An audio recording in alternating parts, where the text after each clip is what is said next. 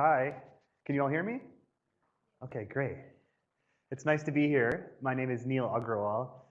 Thanks again for the introduction, and thanks for everyone at Emory for having us here and for convening such an important meeting over the next few days here.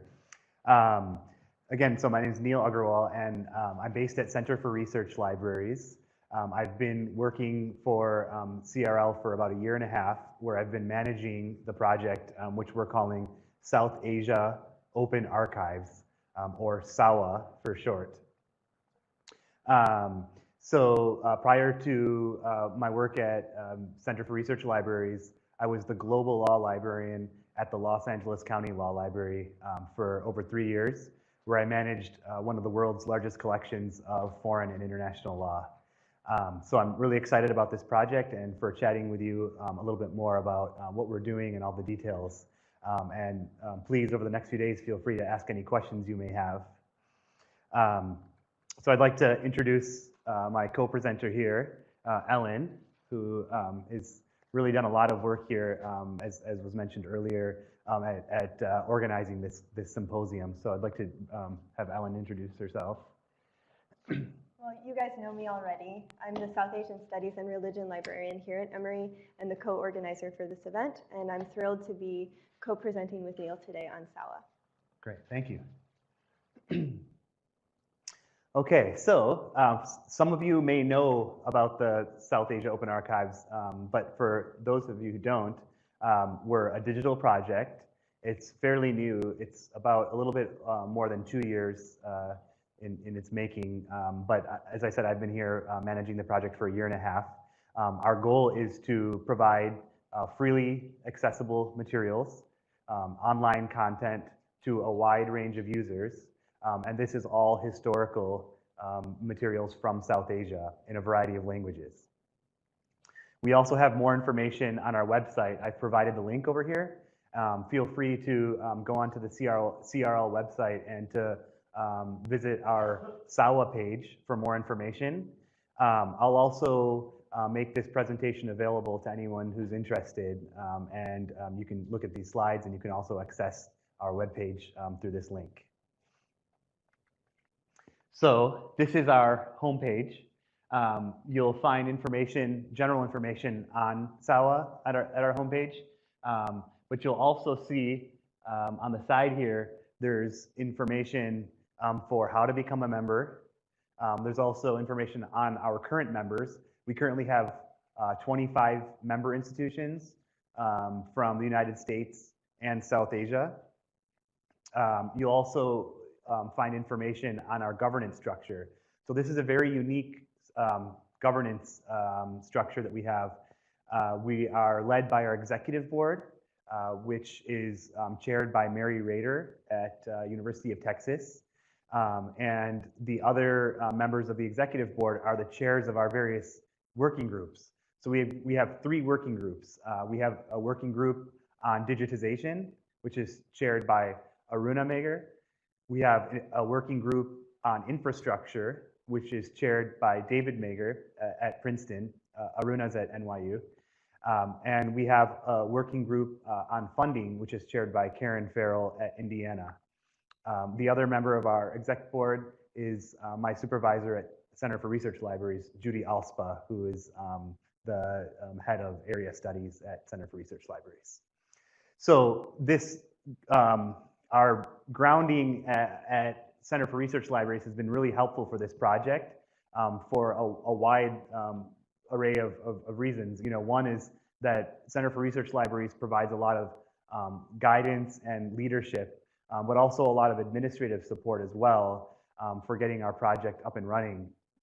As this is a new project, there's a lot of institution building that we've been focused on over the past few years, and Center for Research Library has been critical to that, as well as our working groups, our executive board, of course, and all of our members. This is a collective. It's a collective-based project.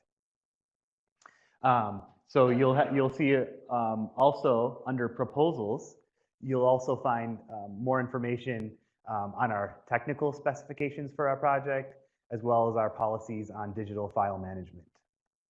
So I encourage you all to please take a look at our website And eventually we hope to launch a platform, but for right now, this is sort of our hub.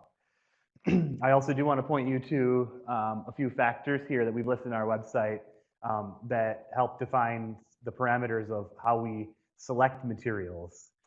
So all of our content is provided by our various members. And so we have our selection guidelines that have been developed by the Digitization Working Group that define the types of materials that would be included in the South Asia Open Archives. Okay, so our three main goals for SAOA is to create digital content, as well as make this content freely accessible, and to continually expand our community. So I'll talk about those various goals for SAOA in the coming slides here. And then after that, Ellen will specifically talk about Emory. We're really pleased that Emory is one of our newest members of South Asia Open Archives. And so she'll talk about the various considerations from Emory's perspective as one of the newest members. So for creating digital content, I think one sort of strength of SAOA is that we curate our collections. We have a digitization working group that is comprised of South Asia library experts from the US and from South Asia. And we really rely on them to suggest materials and to vet our materials that have been suggested by others. So that's a big part of what we do. Our working groups meet very regularly. We have a member here, Deepa Banerjee is here from University of Washington. And so we meet regularly and we talk about the different types of materials that have been suggested. I do encourage you all to visit our webpage, as I was saying, and there's a link to our Google form for suggesting materials to be digitized. So if you suggest something to be digitized, then our digitization working group will review those materials, and then we'll put together proposals. If it passes through the digitization working group, we put together proposals for exec board approval. We're also involved in creating digitization standards. So that involves not only technical specifications, but also standards for determining what gets included in our collections. So materials that get included in our collections must have high research value. They must be useful to a variety of scholars and users. We also do not duplicate content. So there's quite a few different digital projects, in the US and the UK and in South Asia, but we're careful not to duplicate that content. And of course, we prioritize materials that are at risk. So for example, one item that we're digitizing right now is Dr. Ambedkar's, the Dalit leader and scholar, his journal called Janata and Prabudha Bharat from 1950 to 1953. That's located in a private collection in Nagpur. So we're working with Roja Muthiah Research Library in Chennai to have them go and send a team to Nagpur to digitize those materials. Sometimes materials get sent to Roja Muthiah Research Library for digitization, and oftentimes materials in the United States are digitized through our digitization providers, our commercial vendors, as well as the various donating institutions themselves. We also, because this is a fairly new project, we're developing our digital workflow. So part of what I do is I'm really involved in developing processes and workflows so that we can really ramp our project up. This is a mass digitization project, so there's a lot of steps involved in making this happen. So we're continually assessing our workflow and trying to improve it as well. The other area that we're working on is making our content openly available. So this is the domain of the infrastructure working group, who works on hosting and discovery of the materials. We created an informal RFP that that outlined the different platform features that we really desired or required for South Asia Open Archives, and we compared it across different commercial providers.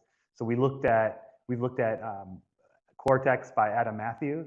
We've looked at JSTOR's Forum. We've also looked at Center for Research Libraries' digital delivery system, and we've compared them, across these different features. And so we hope to be able to make a recommendation very soon here and to be able to identify a hosting platform so that we can then focus on ingesting the materials and making them openly accessible. You'll also see our technical specifications on our website under proposals. The infrastructure working group was really involved in developing these specifications, dealing with metadata. So we're dealing with descriptive and structural metadata, as well as asset file images. So we digitize materials, and our preservation file is in the form of TIFF, and our access files are JP2s right now. Those are JPEG 2000s.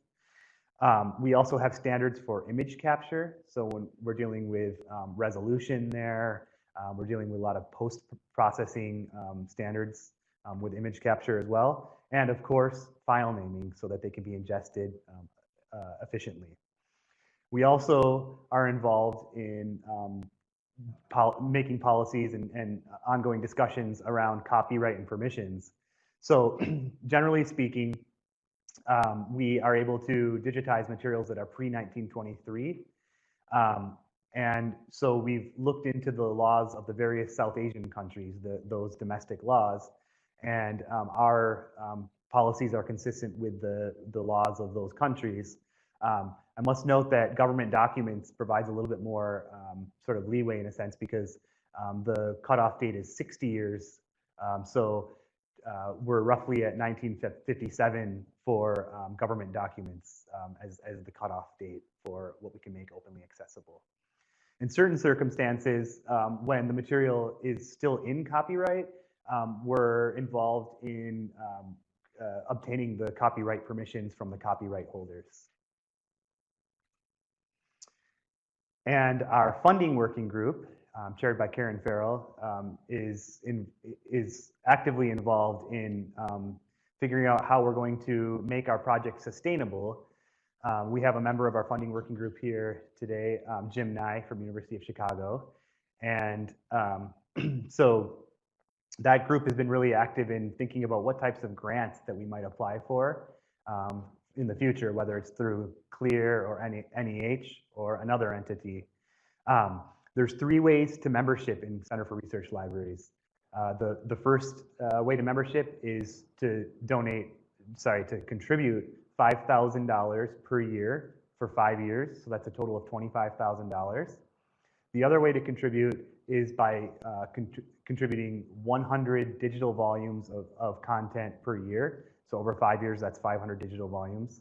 And the third way is to contribute 0.2 FTE of staff time to our project over 5 years. So we don't want there to be a barrier for institutions to join. So we're flexible, meaning we can also combine any one of those 3 different ways to membership if that's what works best. We are also actively recruiting members. So like I said, we have 25 members right now. Our most recent members are Emory and Stanford, and we're continuing to do outreach and recruitment. We're also thinking about possibilities of a new sort of type of entity here in the form of affiliate. Rather than become a member through these channels, we're also looking into affiliation status as well. And finally, we do a lot of outreach. Part of what we do is to spread the word about our work. And so we're constantly involved in outreach, whether it's through listservs, through our periodic updates, or whether it's through Center for Research Libraries news entries, or through CRL Connect, it's email blasts. We're really trying to get the word out. And we really hope that you all spread the word about our project to your colleagues and to your communities as well. So with that, I'd like to pass it over to Ellen to talk specifically about Emory, and I'll be back shortly. Thank you. Thanks, Neel. So I'm going to speak with you today about how Emory became a member of SAOA, which involved deciding how to contribute, assessing our own holdings, and balancing the collective's requirements for membership with Emory's own institutional processes for digitization. So we can think of Emory sort of as a case study. So when we were considering becoming a member, our first challenge was deciding how to contribute. And as Neel mentioned, potential members can contribute monetarily, in kind, or in time. And it's important to note that initiatives such as these greatly benefit from monetary contributions from institutions that can afford to give in that way. That said, I knew very early on that if Emory were to become a member of SAOA, it would have to be with some combination of monetary and either in-kind or in-time contributions. In-kind contributions would be a matter of assessing our holdings of materials in South Asian vernacular languages that had been published prior to 1923 and proposing them for digitization. There is also the option of digitizing items held by other institutions, but there's no precedent for doing such a practice at Emory, primarily because it raises legal concerns. How would we ensure the safety of items that are not legally owned by Emory, but would be sent here for digitization? An in-time contribution could include cataloging items held by other institutions, but this option also wasn't ideal for us because we would have to justify cataloging materials that are not Emory's when we already manage our own backlog of materials for cataloging. So with these questions in mind, we decided to focus on assessing Emory's own holdings toward an in-kind contribution.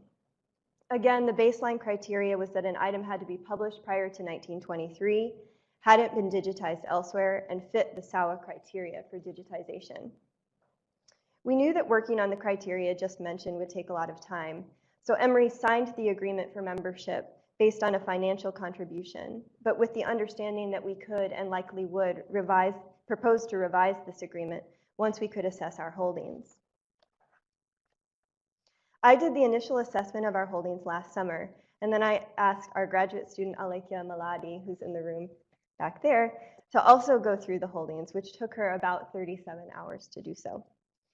As of the end of February, we learned that out of approximately 290,000 items in the collection published prior to 1923 in all languages, 411 are in South Asian languages. And of that 411, 363 appear to be open to digitization. In order to determine that, we checked each individual title for holdings in the following archives: Hathi Trust, Internet Archive, Google Books, the Digital South Asia Library, and the Center for Research Libraries. One question that has come up in assessing our own holdings is this: how will pure reprints be considered by SAOA? If there are examples of other digital archives providing access to materials that were first published prior to 1923 and simply reprinted without enhancement after 1923, will SAOA do the same? Because this could vastly change an institution's ability to contribute. Going forward, the next step is to determine whether the titles that we have available to digitize actually fit SAOA's criteria and recommended categories for digitization.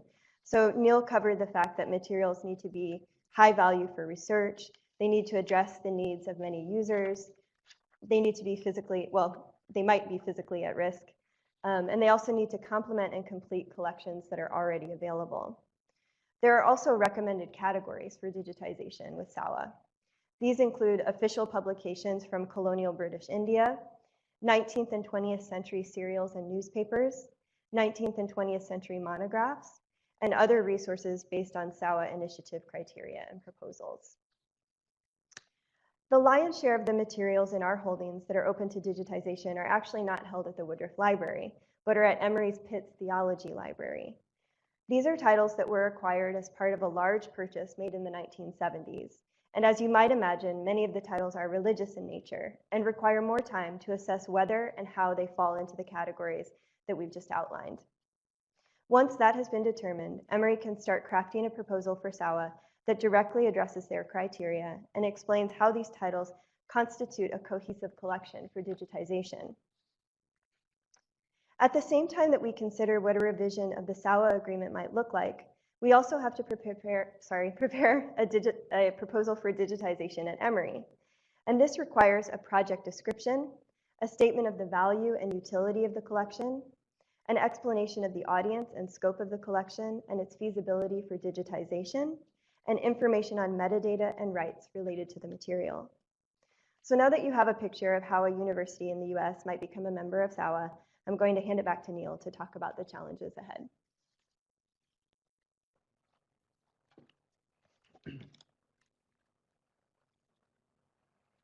Thanks, Ellen. That's really helpful.